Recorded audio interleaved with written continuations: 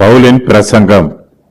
சகோதரரே, நான் உங்களிடத்தில் வந்தபோது தேவனை பற்றிய சாட்சியை சிறந்த வசனிப்போடாவது ஞானத்தோடாவது அறிவிக்கிறவனாக வரவில்லை.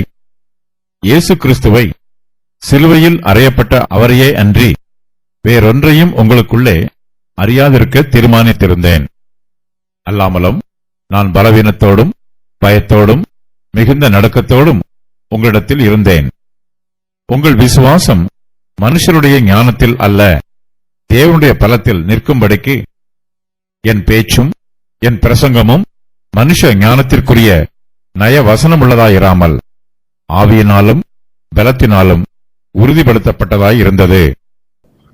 தேவனை பற்றிய சாட்சி.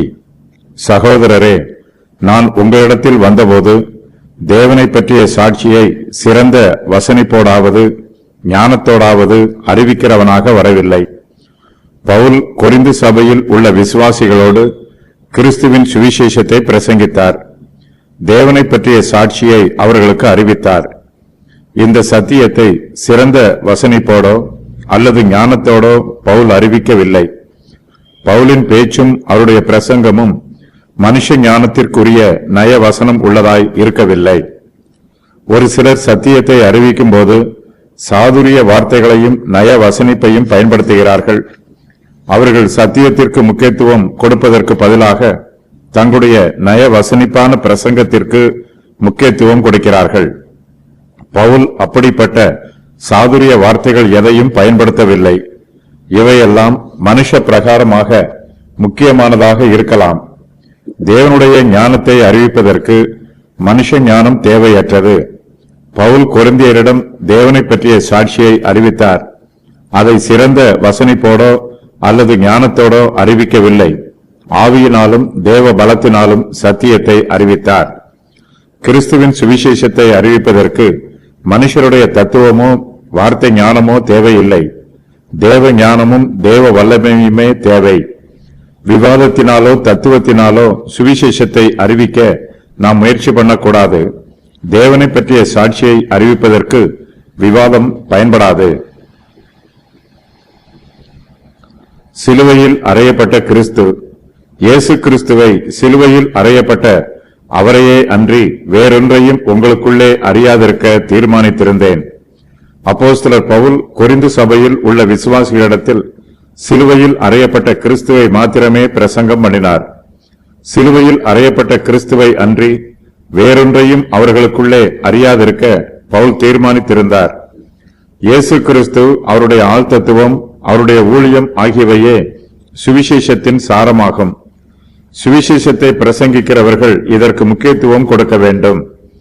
கிறிஸ்துவை பற்றியும் அவருடைய ஆழ் தத்துவத்தை பற்றியும் அவருடைய ஊழியத்தை பற்றியும் நாம் பிரசங்கம் பண்ண வேண்டும். நம்முடைய பிரசங்கத்தில் இதுவே மைய செய்தியாக இருக்க வேண்டும். பவுல் எங்கு பிரசங்கம் பண்ணினாலும் அவர் கிறிஸ்துவையும் கிறிஸ்து சிலுவையில் அறையப்பட்டதையும் மாத்திரமே பிரசங்கம் பண்ணினார். பவுலுடைய பிரசங்கத்தில் வேறு எந்த செய்தியும் இருக்காது. அவர் தன்னை பற்றியோ அல்லது மற்ற மனுஷரை பற்றியோ பிரசங்கம் பண்ணுவதில்லை. ஆகையினால்தான் இந்த நிருபத்தில் தன்னுடைய பிரசங்கத்தை பற்றி சொல்லும்போது இயேசு கிறிஸ்துவை சிலுவையில் அறையப்பட்ட அவரையே அன்றி வேறொன்றையும் உங்களுக்குள்ளே அறியாதிருக்க தீர்மானித்திருந்தேன் என்று எழுதுகிறார். சிலுவையில் அறையப்பட்ட இயேசு கிறிஸ்துவை மட்டுமே பவுல் கொரிந்தியருக்கு அறிவிக்க தீர்மானம் பண்ணுகிறார். வேறு எந்தவிதமான உலக ஞானத்தையோ தத்துவங்களையோ அவர்களுக்கு பிரசங்கிக்க பவுலுக்கு விருப்பம் இல்லை. இயேசு கிறிஸ்துவினால் வரும் ரட்சிப்பையும் சிலுவையின் மூலமாக வரும் ஆசீர்வாதங்களையும் கொரிந்தியர் குறைவில்லாமல் நிறைவாக பெற்றுக்கொள்ள வேண்டும் என்று பவுல் விரும்புகிறார். பலவீனமும் பயமும் நடுக்கமும் அல்லாமலும் நான் பலவீனத்தோடும் பயத்தோடும் மிகுந்த நடுக்கத்தோடும் உங்களிடத்தில் இருந்தேன். கொரிந்து சபையில் பவுலுக்கு விரோதமாக சில விசுவாசிகள் எழும்பி இருக்கிறார்கள். அவர்கள் பவுலின் மீது குற்றம் சொல்லுகிறார்கள். பவுலை பற்றி தப்பிதமாக பேசுகிறார்கள். பவுலின் சரீர தோற்றம் பலவீனமும் அவருடைய வசனம் அற்பமுமாய் இருக்கிறது என்று சொல்லுகிறார்கள். பவுலின் சரீரம் ஒருவேளை அழகில்லாமல் இருக்கலாம். அவர் குள்ளமானவர் என்றும் மெலிந்த சரீரம் உடையவர் என்றும் வேத பண்டிதர்கள் சொல்லுகிறார்கள். அவருடைய குரலும் தெளிவாக இருக்காது. மிகவும் மெல்லிய சத்தத்தில் பேசக்கூடியவர்.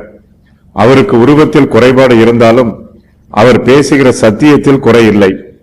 பவுலுக்கு விரோதமாக பலர் சத்துருக்களாக எழும்பினார்கள். ஆனால் பவுலோ எந்த மனுஷருக்கும் பயப்படவில்லை. மிகவும் தைரியமாக சுவிசேஷத்தை பிரசங்கம் பண்ணினார். பவுல் ஒருபோதும் தன்னை பற்றி பெருமையாக பேசவில்லை. பவுலுக்கு விரோதமாக எழும்பினவர்களோ தங்களை பற்றி பெருமையாக பேசுகிறார்கள், பெருமையாக நினைக்கிறார்கள். பவுலோ மிகுந்த மனத்தாழ்மையோடு கர்த்தருடைய ஊழியத்தை செய்கிறார். பவுல் கொரிந்தியர் மத்தியில் பிரசங்கம் பண்ணும்போது பலவீனத்தோடும் பயத்தோடும் மிகுந்த நடுக்கத்தோடும் இருந்ததாக சொல்லுகிறார். ஊழியக்காரர்களுடைய பயத்தையும் பலவீனத்தையும் நடுக்கத்தையும் ஜனங்களால் பார்க்க முடியாது. ஊழியக்காரர்கள் தேவனுக்கு முன்பாக மாத்திரமே பயத்தோடும் நடுக்கத்தோடும் இருப்பார்கள். மனுஷருக்கு முன்பாகவோ தைரியமாக சுவிசேஷத்தை பிரசங்கம் பண்ணுவார்கள். கர்த்தருடைய பார்வையில் தாங்கள் பலவீனமானவர்கள் என்பதை உணர்ந்து கர்த்தருடைய ஊழியத்தை செய்ய பயப்படுவார்கள். தேவனோ தம்முடைய கிருபையினால் பலவீனமும் பயமும் நடுக்கமும் உள்ள ஊழியக்காரர்களை தம்முடைய சுவிசேஷத்தை பிரசங்கம் பண்ணுவதற்கு பயன்படுத்துகிறார். ஊழியக்காரர்களோ கர்த்தருடைய மகத்தான ஊழியத்தை செய்வதற்கு தாங்கள் அபாத்திரராய் இருப்பதாக நினைத்து தேவனுக்கு முன்பாக தங்களை தாழ்த்துகிறார்கள். பலவீனத்தோடும் பயத்தோடும் மிகுந்த நடுக்கத்தோடும் என்னும் வாக்கியம் பவுலின் சரீர பிரகாரமான பலவீனத்தை குறிக்கலாம், அல்லது தேவனையே பவுல் முழுமையாக சார்ந்திருப்பதை விவரிக்கும் வாக்கியமாக இருக்கலாம். சரீர பிரகாரமான பலவீனம் என்றால் அந்த பலவீனம் அவர் கல்லால் எரியப்பட்டதினாலும் அடிக்கப்பட்டதினாலும் மற்ற பாடுகளை அனுபவித்ததினாலும் ஏற்பட்டிருக்கலாம். பயமும் நடுக்கமும் மனதின் நிலைமையை வெளிப்படுத்துகிறது. தேவனை துக்கப்படுத்தி விடக்கூடாது, சத்தியத்தை அவமாக பேசிவிடக்கூடாது என்னும் பயம் பவுலிடம் இருந்தது. ஆவியினாலும் பலத்தினாலும் உங்கள் விசுவாசம் மனுஷருடைய ஞானத்தில் அல்ல, தேவனுடைய பலத்தில் நிற்கும்படிக்கு என் பேச்சும் என் பிரசங்கமும் மனுஷ ஞானத்திற்குரிய நயவசனம் உள்ளதாயிராமல் ஆவியினாலும் பலத்தினாலும் உறுதிப்படுத்தப்பட்டதாய் இருக்கிறது.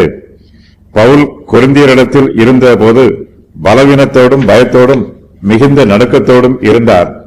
ஆனாலும் அப்போஸ்தல அதிகாரத்தோடு அவர்களுக்கு கிறிஸ்துவின் சுவிசேஷத்தை பிரசங்கம் பண்ணினார். பவுலின் பிரசங்கம் ஆவியினாலும் பலத்தினாலும் உறுதிப்படுத்தப்பட்டதாய் இருந்தது. கிறிஸ்துவின் சத்தியங்களை பவுல் அவர்களுக்கு பிரசங்கம் பண்ணினார்.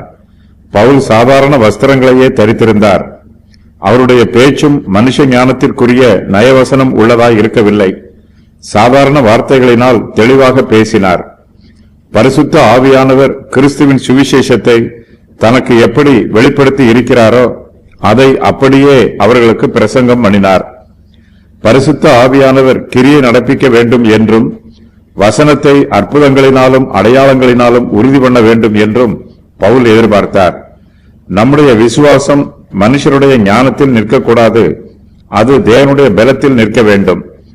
மனுஷருடைய விவாத திறமையினால் நாம் கவர்ந்து இழுக்கப்படக்கூடாது. மனுஷருடைய சாதுரிய வார்த்தையில் நாம் மயங்கிவிடக்கூடாது.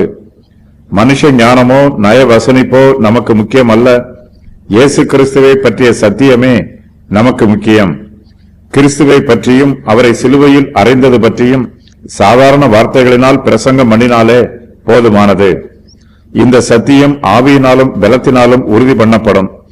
ஊழியம் கர்த்தருடையது. தேவன் தம்முடைய தெய்வீக வல்லமையினால் தம்முடைய வசனத்தையும் வார்த்தையையும் சத்தியத்தையும் உறுதி பண்ணுவார். ஜனங்களை கவருவதற்காக பவுல் சாதுரிய ஞானத்தை பயன்படுத்தவில்லை. மனுஷரை தன் பக்கம் இழுப்பதற்காக தன்னுடைய சுய ஞானத்தை வெளிப்படுத்தவில்லை. பரிசுத்த ஆவியானவரின் அபிஷேகத்தினால் நிரப்பப்பட்டு தேவனுடைய வல்லமையினால் இயேசு கிறிஸ்துவை பற்றியும் அவர் சிலுவையில் அறையப்பட்டதை பற்றியும் ஜனங்களுக்கு பிரசங்கம் பண்ணினார். பவுல் பிரசங்கம் பண்ணிய வார்த்தைகளை தேவன் அடையாளங்களினாலும் அற்புதங்களினாலும் உறுதி பண்ணினார். பவுல் சுவிசேஷ ஊழியத்தில் இந்த முறைமையை கடைபிடிப்பதினால் கொரிந்தியருடைய விசுவாசம் தேவனுடைய பலத்தில் நின்றது, மனுஷருடைய ஞானத்தில் நிற்கவில்லை.